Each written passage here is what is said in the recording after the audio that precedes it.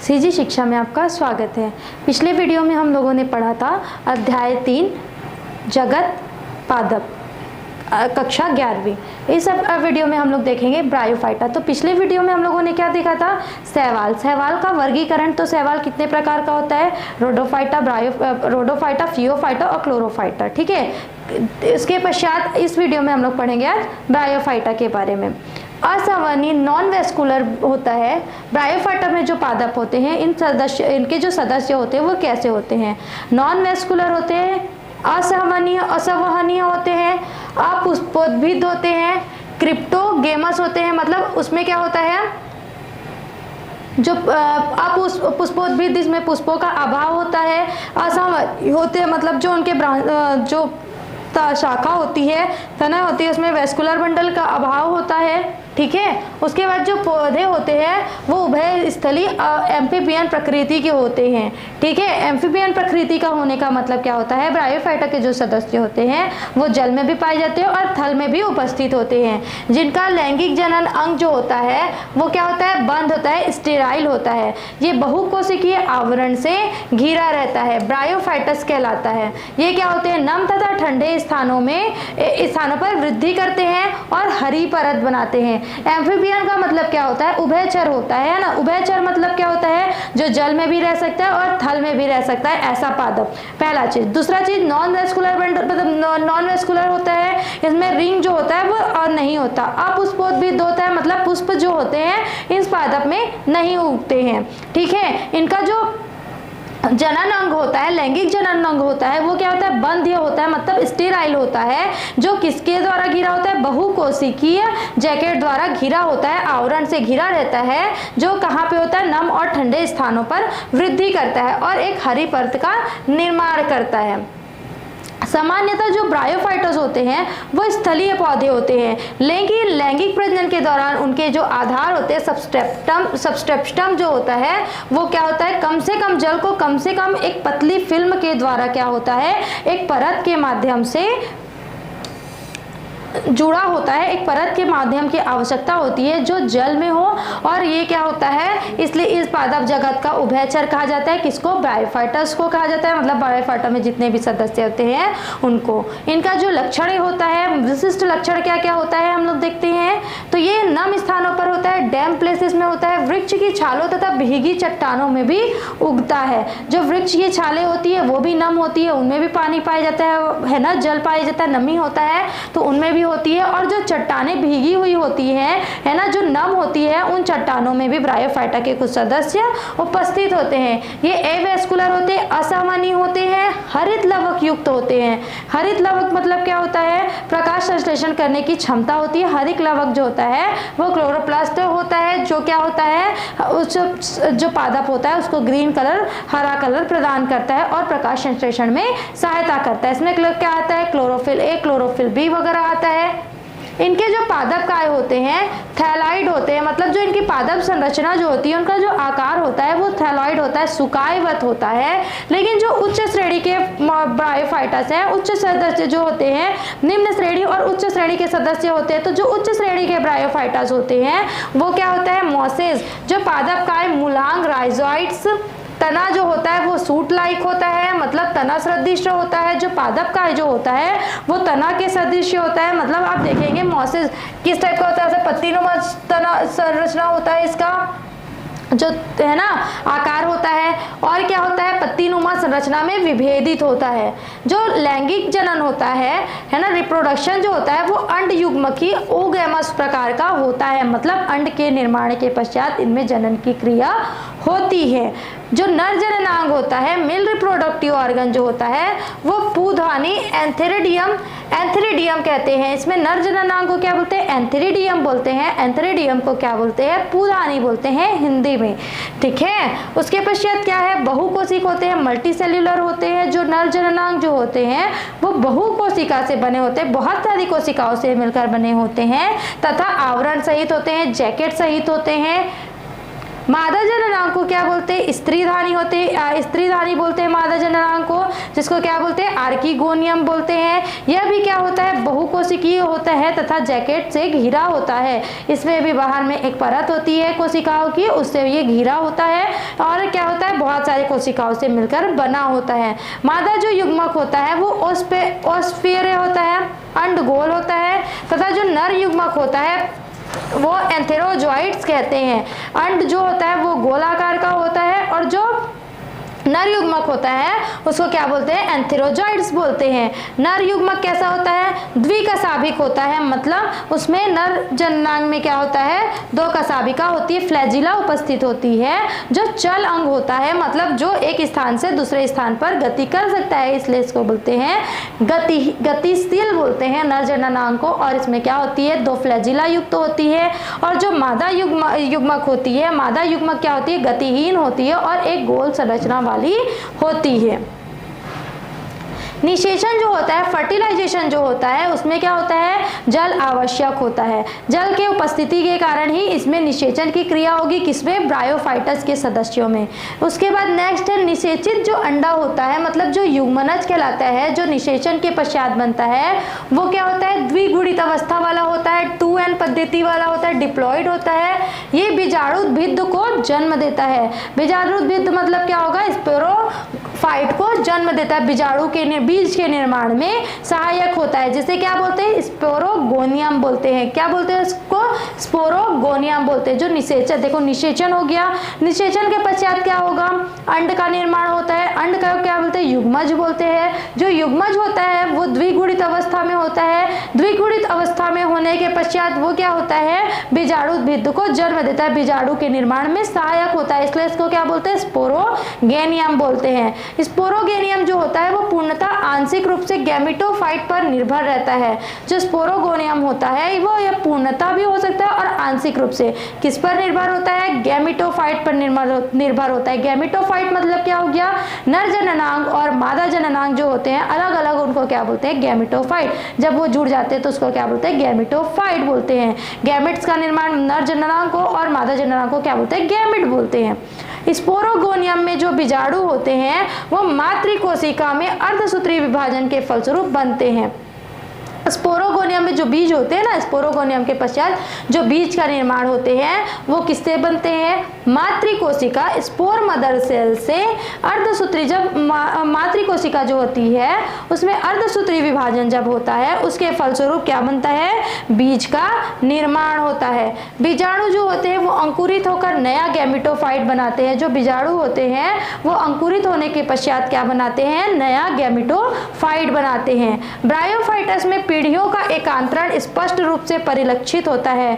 Bryophyta में क्या होता है? अर्धसूत्री बीज के द्वारा, बीजाणु के द्वारा क्या होता है? अर्धसूत्री विभाजन के क्रिया के पश्चात बीज का निर्माण होता है और जो बीज का निर्माण होता है उसमें क्या होता है? पीढ़ियों में एकांतरण की क्रिया होती है। ब्रायोफाइटस जो होते हैं विपरीत वास स्थानों पर निवास करते हैं, विपरीत जगहों पर निवास करते हैं, जैसे कि जलीय वास स्थान है ना, सब अलग अलग जो ब्रायोफाइटस होते हैं वो अलग अलग प्रकार के स्थानों पर निवास करते हैं। ठीक है, तो जो क्या है? पहला है जलीय वास स्थान। इसमें कौन कौन से सदस्य आएंगे? रिकिया के साथ आएंगे फ्लूएटेंट्स। ठीक है, उसके पश्चात हो गया आपका अधिपादप, एपीफाइट। ये क्या होते हैं? अधिपादप मतलब क्या हो गया आपका? डेंड्रोसेरोस, रेडियोला प्रोटेक्शा, ये जो होते हैं वो अधिपादप होते हैं, मतलब पादपों से चिपककर उनके छालों में चिपककर पाए जाते हैं। फिर है तोपजीवी, जैसे कि बहमिया एफाइला। ठीक है, तोपजीवी का मतलब क्या होता है? जो सूक्ष्म वास स्थान, मतलब जो गर्म वाले जगह पे, हीट जहाँ पे होता है वहाँ पे तो नहीं होंगे। क्या होता है? जो हीट वाला स्थान होता है, जो नमी होता है जहाँ पे, वहाँ पे क्या होता है? ये होते हैं, जैसे कि बहमिया एफाइला। एक उसके बाद है सूक्ष्म वास स्थान डाइहेबिट, जैसे कि पॉलीटाइकम, ज्यूनिपेरिनम आदि, टोरुला डेस्टोरनम, बक्सबोमिया एफाइला आदि। ब्रायोफाइटा के जीवन चक्र में 2 अवस्थाएं होती है। जो ब्रायोफाइटा के सदस्य होते हैं उनका जो जीवन चक्र होता है उनमें कितनी अवस्थाएं होती है? तो 2 अवस्थाएं होती है। पहला अवस्था को क्या बोलेंगे? युग्मोद्भिद अवस्था। पहला अवस्था जो होता है युग्मोद्भिद अवस्था होता है, मतलब गैमेटोफाइट बोलेंगे इसको।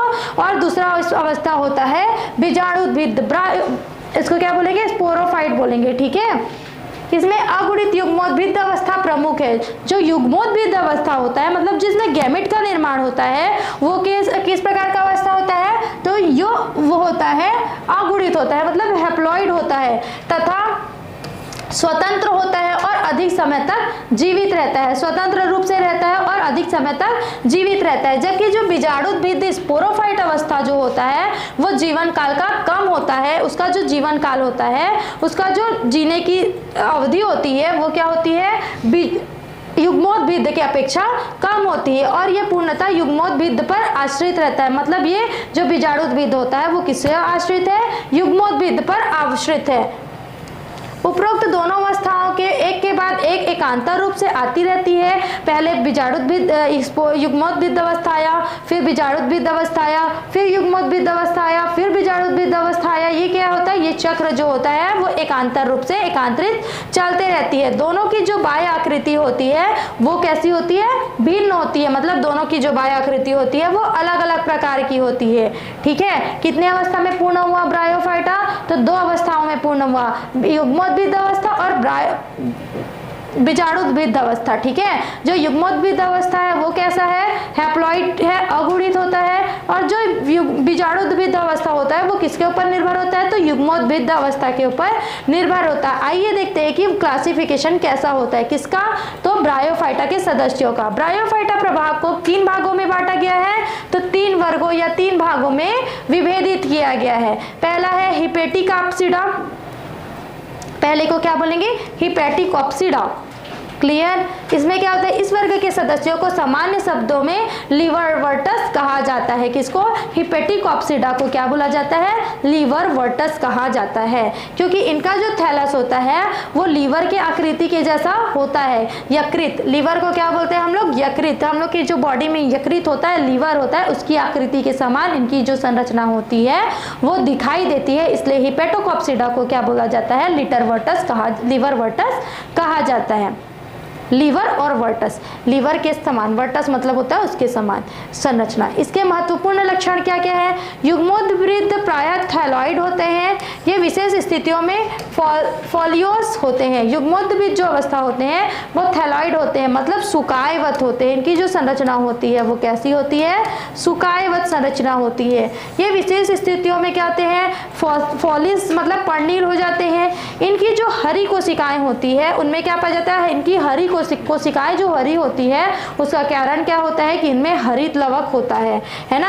हरित लवक जो होता है और पायरिनाइड्स रहित होता है। हरित लवक भी होता है और पायरिनाइड्स भी उपस्थित होते हैं। इनके जो मूलाभास हैं, रॉइजाइड्स हैं, वो क्या होता है? उसमें सेप्टा नहीं पाए जाते। इनके जो रॉइजाइड्स होते हैं, मूलाभास मतलब जो रूट होता है उसमें क्या होते हैं? सेप्टम नहीं पाया जाता, मतलब पट नहीं पाया जाता है। ये चिकनी भित्ति वाले तथा ट्यूबस्कुलेटेड प्रकार के होते हैं। इनका जो बाहरी संरचना होता है वो चिकना होता है, अर्थात ट्यूबस्कुलेटेड प्रकार होता है। बीजाणुद्भिद के जो कैप्सूल है उनमें जो उपस्थित कैप्सूल होते हैं वो स्तंभिका कॉल्यूमेला नहीं होता है। इस कैप्सूल में स्तंभिका कॉल्यूमेला नहीं होता है। इस वर्ग के उदाहरणों में रिक्सिया, मार्केंसिया प्रमुख है। इनके जो किसमें? हिपेटिकोप्सिडा जो है उनका कौन कौन सा उदाहरण है? रिक्सिया और मार्केंसिया।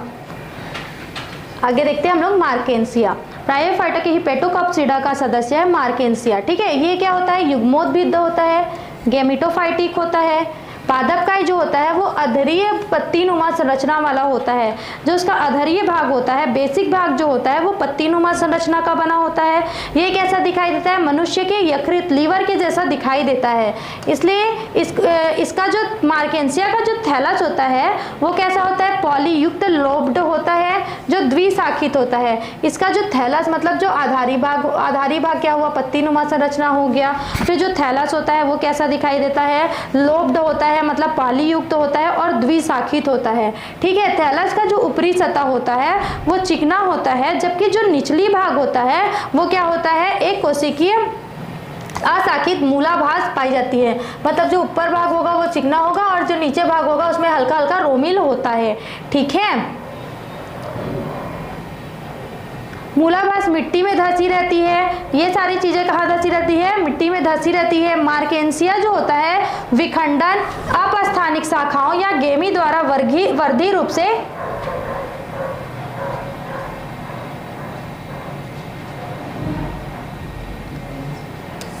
मार्केंसिया जो है वो विखंडन करता है, जनन के लिए किसका वो करता है, विखंडित होता है। अपस्थानिक शाखाओं या गेमी द्वारा वर्धी रूप से वर्धी प्रजनन भी करता है। किसके द्वारा, गेमी जो होता है ये अपस्थानिक जो शाखाएं होती हैं उनके द्वारा वर्धी प्रजनन करता है।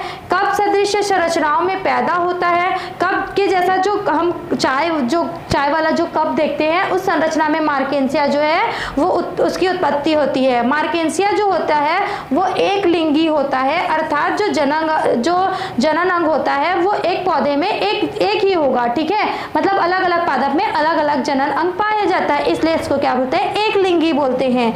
जो जनन अंग होते हैं वो छाती सदृश संरचना में गैमेटोफोर पर उत्पन्न होते हैं। जो गैमेटोफोर होते हैं उससे छाती सदृश संरचना में जनन अंग जो होते हैं वो उत्पन्न होते हैं। नर एंथ्रीडियोफोर पर एंथ्रीडिया तथा मादा एंथ्रीडियोफोर पर आर्कीगोनिया विकसित होते हैं। नर एंथ्रीडियोफोर पर क्या होता है, एंथ्रीडिया, और मादा एंथ्रीडियोफोर पर क्या होता है, आर्कीगोनिया जो है विकसित होता है। एंथ्रीडियम में द्विकशाभिक नर युग्मक अर्थात एंथेरोजोइड्स बनते हैं। जो एंथ्रीडिया होता है उसमें जो नर जनन होता है मतलब नर युग्मक जो होता है ब्लाइफ्लैजिलेट मतलब दो कशाभिका युक्त वो उत्पन्न होता है, जिसको क्या बोलते हैं, एंथेरोजोइड्स। आर्कीगोनियम के वेंटर में अंड उपस्थित होता है। जो आर्कीगोनियम वाला भाग होता है उसमें क्या होता है, उसमें वेंटर में अंदर में अंड बनता है, उपस्थित होता है। एंथेरोजोइड्स ग्रीवा से होते हुए एंथेरोजोइड्स जो होता है, यहाँ एंथेरोजोइड्स है, यहाँ अंड है, ये क्या होता है, इसका जो ग्रीवा होता है उससे होते हुए क्या करता है, वो एग तक पहुंच जाता है, जिससे उसमें संलयित होकर जाइगोट का फॉर्मेशन कर लेता है। जो जाइगोट होता है वो स्पोरोफिटिक अवस्था का प्रथम कोशिका कहा जाता है। जाइगोट को क्या बोलते हैं, स्पोरोफिटिक अवस्था का प्रथम चरण। जाइगोट जो होता है वो क्रमशः विभाजन करते जाता है और उसके फलस्वरूप क्या करता है, मार्केंसिया के गैमेटोफाइट पर आश्रित रहता है। मतलब जो गैमेटोफाइट पहले बना रहता है उस पर आश्रित रहता है और स्पोरोफाइट का विकास होता है। मार्केंसिया जो होते हैं वो स्पोरोफाइट फूट सीटा तथा कैप्सूल में विभेदित होता है। मार्केंसिया जो होता है वो कैसे देखो, ये मार्केंसिया का स्पोरोफाइट है वो कैसा होता है, इसमें कैप्सूल होता है, बीच में कैप्सूल होता है, उसके ऊपर कुछ कोशिकाओं का बना हुआ सीटा पाया जाता है और सीटा के ऊपर बहुकोशिकीय फूट पाया जाता है। ठीक है, और क्या होता है, पेरिगोनियम और क्लाइपेट्रा के द्वारा ये ढका होता है, स्लिप्ट्रा के द्वारा ये ढका होता है। इसमें क्या होता है, अर्धसूत्री विभाजन के फलस्वरूप बीजाणुओं का निर्माण करता है। ये तीनों जब अर्धसूत्री विभाजन करता है उसके पश्चात क्या करता है, बीजाणु का निर्माण करता है, जो गैमेटोफिटिक पीढ़ी का प्रथम कोशिका होता है। अंकुरण और क्रमित विभाजन के फलस्वरूप नए गैमेटोफाइट में ये परिवर्तित होते जाते हैं। ये है आपका मेल प्लांट, ये है आपका फीमेल प्लांट, जिसमें क्या होता है, मेल प्लांट में एंथ्रीडियोफोर होता है, एंथ्रीडियम होता है, और फीमेल प्लांट में क्या होता है, फीमेल प्लांट में आपका होता है, यहाँ हम लोगों ने देखा था आर्कीगोनियम, और आर्कीगोनियम में होता है अंड। ठीक है, ये मार्केंसिया का थैलस है, पत्ती सदृश संरचना होता है, और गैमा कप होता है, कपनुमा संरचना जो होता है वो स्थित होता है। अब देखते हैं एंथोसेट्रोप्सिडा या हिपेटोकॉप्सिडा एवं ब्रायोफाइटा के लक्षणों। युग्मोद्भिद सैलाब होते हैं, सैलाब सुकायवत संरचना होती है। ये भी कौन, एंथोसेरोटॉप्सिडा। ये प्रकाश संश्लेषित तथा संग्रहणी क्षेत्र में विभेदित नहीं होते हैं। इसमें मतलब क्या होता है, देखो जो प्रकाश संश्लेषण की क्रिया होती है, प्रकाश संश्लेषण की क्रिया होने के पश्चात जो भोज्य पदार्थ बनता है उसका स्टोरेज होता है। तो इनमें जो किसमें एंथोसेरोटॉप्सिडा में ये विभेदित नहीं होता है, किसमें प्रकाश संश्लेषण में, और स्टोरेज का जो जगह होता है संग्रहणी क्षेत्र में विभेदित नहीं होता है। कौन? एंथोसेरोटॉप्सिडा। इनके जो युग्मोद्भिद होते हैं, युग्मोद्भिद का मतलब जो होता है गैमेट वाला जो जगह होता है, मतलब जो जनन अंग होता है उसके निचली सतह में क्या होता है, स्केल लगे नहीं होते हैं, सल्क जो होते हैं वो उसमें नहीं पाए जाते हैं। इनमें जो मूलाभास एवं एक कोशिकीय चिकनी भित्ति वाले होते हैं। इनका जो मूलाभास होता है वो एक कोशिकीय बना होता है, एक कोशिका से मिलकर बना होता है, और चिकनी भित्ति वाला होता है, मतलब स्मूथ फ्लैट होता है ना, और समन्वयन प्रदर्शित करता है। इनकी जो प्रत्येक कोशिका होती है उसमें एक बड़ा पाइरोनाइड युक्त हरित लवक पाया जाता है। इनकी प्रत्येक कोशिका में पाइरोनाइड के साथ साथ हरित लवक उपस्थित होता है। इनके जो कैप्सूल होते हैं उनमें क्या होता है, कॉल्यूमेला पाई जाती है। किसके? एंथोसेरोटॉप्सिडा के कैप्सूल में क्या पाया जाता है, कॉल्यूमेला उपस्थित होता है। इसमें जो थैलस होता है वो युग्मोद्भिद होता है, या हिपेटोकॉप्सिडा से स्तंभिका युक्त कैप्सूल का होना ब्रायोप्सिडा के समानता प्रदर्शित करता है। उदाहरण है एनियोसिरोस, नोटोथाइलस आदि। तीसरा है ब्रायोप्सिडा। युग्मोद्भिद होता है, ये भी दो भागों में यानी अनुप्रस्थ और प्रोटोनिमा तथा वायवीय गैमेटोफोर में विभक्त होता है। युग्मोद्भर होता है, गैमेटोफोर होता है, मूलाभास प्रेजेंट होता है, तथा जो तना होता है वो पत्ती सदृश संरचना में दिखाई देता है। पत्ती के जैसा जो तना होता है वो पत्ती के जैसा दिखाई देता है, जबकि प्रोटोनिमा तंतु सदृश और बहुकोशिकीय संरचना होती है। जो प्रोटोनिमा होता है वो कैसा होता है, तंतु सदृश, तंतु मतलब होता है रेशेनुमा, फिलामेंट युक्त दिखाई देता है, तथा बहुकोशिकीय रचना होता है। मूलाभास जो होता है वो बहुकोशिकीय एवं तिरछे पट्टों युक्त सेप्टेट होते हैं। जो मूलाभास मतलब जो जड़ होता है वो कैसा होता है, बहुकोशिकीय होता है, बहुत सारी कोशिकाओं से मिलकर बना होता है, एवं तिरछा होता है तथा पट्ट युक्त संरचना होता है। कैप्सूल जो होती है उसमें कॉल्यूमेला होती है, किसमें? ब्रायोप्सिडा में, परंतु जो इलेटर्स होते हैं उनका अभाव होता है। किसमें? जो ब्रायोप्सिडा का जो कैप्सूल होता है उसमें इलेप्सिडा का अभाव होता है। बीजाणुओं का जो प्रकीर्णन होता है वो पेरिस्टोम की सक्रियता से होता है। बीजाणुओं में प्रकीर्णन कैसे होता है, पेरिस्टोम की सक्रियता के कारण होता है।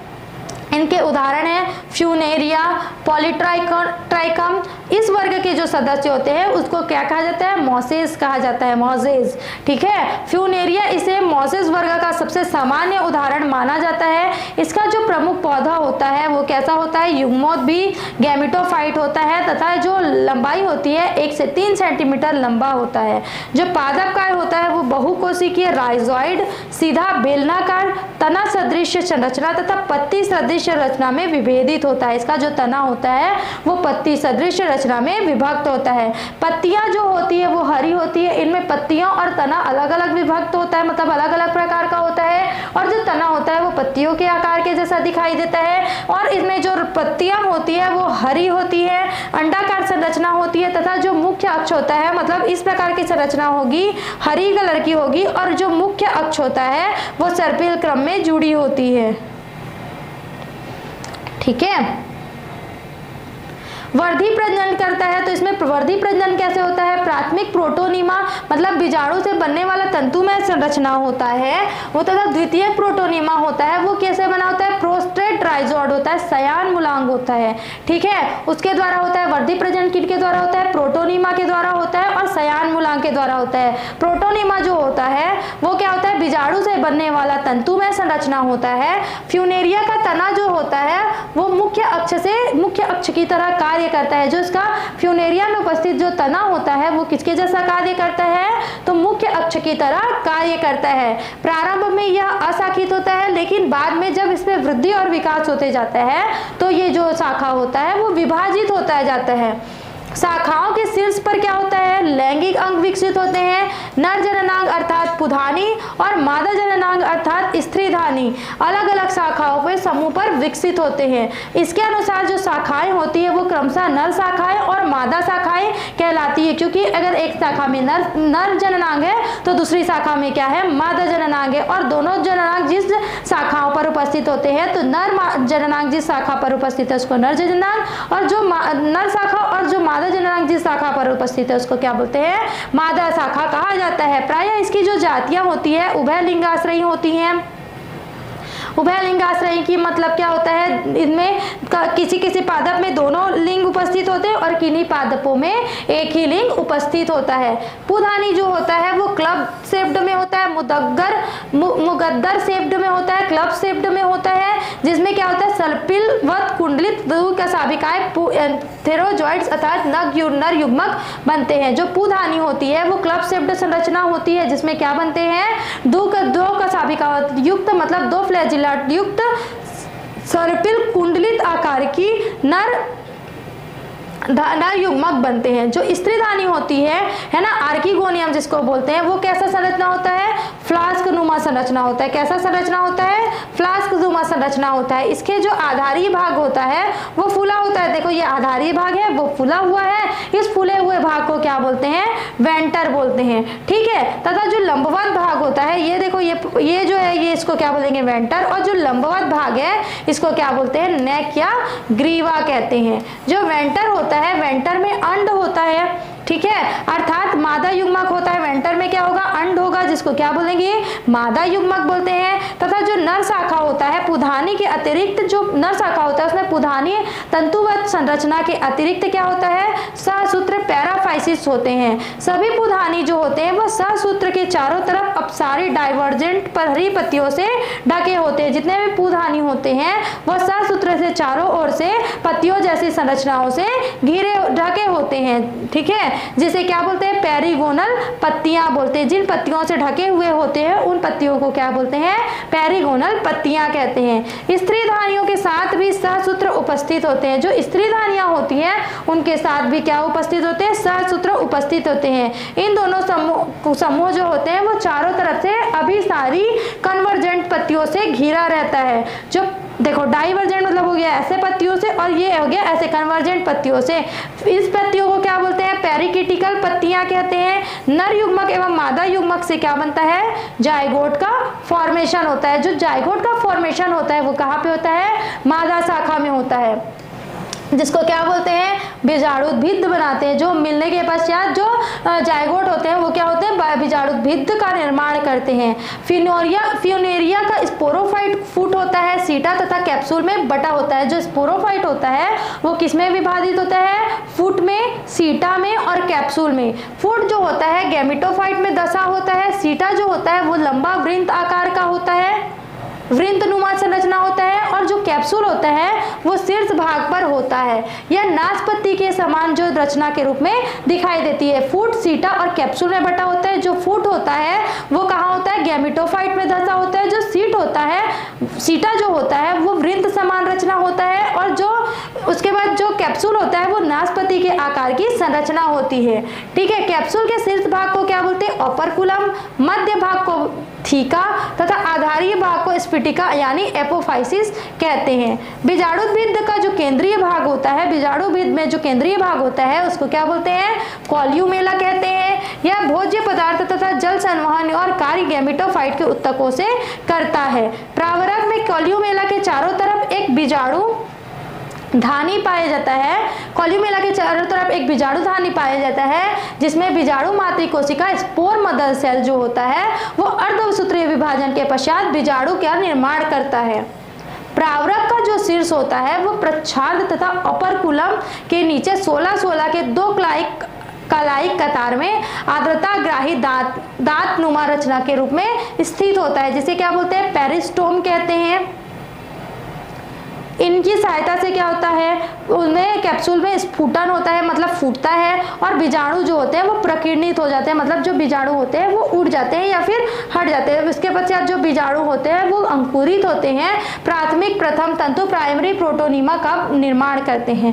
प्रोटोनीमा जो होते हैं वो कोशिकाओं से नीचे, कोशिकाओं के नीचे और मूलांग का तथा ऊपरी और वर्धी कलिकाएं बनाती है, जो वर्धी प्रजनन करके युग्मोद्भिद को जन्म देती है। अगर देखेंगे तो एक प्रारूपिक फ्यूनेरिया का अगर ये संरचना देखेंगे तो यहाँ क्या होता है, आधारी भाग में जो सीटा होता है, ये क्या होता है आपका वृंतनुमा जो संरचना होता है वो फुट और सीटा हो गया, ये सीटा हो गया, फुट हो गया, ये क्या हो गया आपका, देखो ये आपका देखेंगे स्पॉन्जी लेयर स्पेस एपोफाइसिस हो गया, इसमें जो हो गया कॉल्यूमेला, एनलस, पेरिस्टोम, ओपरकुलम। आप लोग देखते जाना, इस डायग्राम को आप बनाना, जब फ्यूनेरिया के बारे में आपसे पूछा जाएगा तो इस डायग्राम को बनाना, उसके पश्चात बताना कि इसमें कौन कौन सी संरचनाएं, पहले इस डायग्राम में देख लेना कि operculum, peristome, annulus, rim, columella, outer wall, spores जो है वो सारी चीजें कहाँ कहाँ पर स्थित है, उनको कैसे लिख देना, ऐसे आप लोग डील करके लिख देना। आप लोगों के पुस्तक में जो दिया हुआ है वैसे लिखने की आपको जरूरत नहीं है, जो आपको चित्र में दिखाई दे रहा है उस हिसाब से आप लिखेंगे।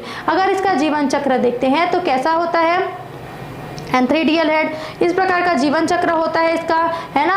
क्या होता है, वेजिटेटिव रिप्रोडक्शन होगा, फिर एंथ्रीडियल हेड होगा, एंथ्रीडियम बनता है, एंथ्रोजोइट्स, यहाँ से आर्किगोनियल हेड में आर्किगोनियम, ऑस्फोरम, फिर इससे क्या होगा, फर्टिलाइजेशन होता है। जब अंड और जो आपका नर जननांग से नर गैमेट और मादा जननांग से मादा गैमेट आकर मिलते हैं तो फर्टिलाइजेशन होता है। फर्टिलाइजेशन से क्या होगा, ये क्या हो गया आपका सेक्सुअल रिप्रोडक्शन हो गया, लैंगिक जनन हो गया, और यहाँ से आपका क्या हो गया, गैमेटोफाइट स्टार्ट हो गया, ठीक है। फिर ये जाइगोट का निर्माण करते हैं, जाइगोट क्या करते हैं, एम्ब्रायो का निर्माण करते हैं, एम्ब्रायो जो होते हैं स्पोरोफाइट का, स्पोरोफाइट से कैप्सूल का निर्माण, स्पोरोफाइट में स्पोर मदर सेल का निर्माण होता है, फिर सेल डिवीजन होता है, फिर से बीज का निर्माण होता है, बीजों के पश्चात क्या होता है, प्रोटोनीमा होता है, जिसमें फिर से वर्धी रिप्रोडक्शन होता है, फिर बड बनता है, फिर से नया जीवन चक्र जो होता है वो शुरू हो जाता है।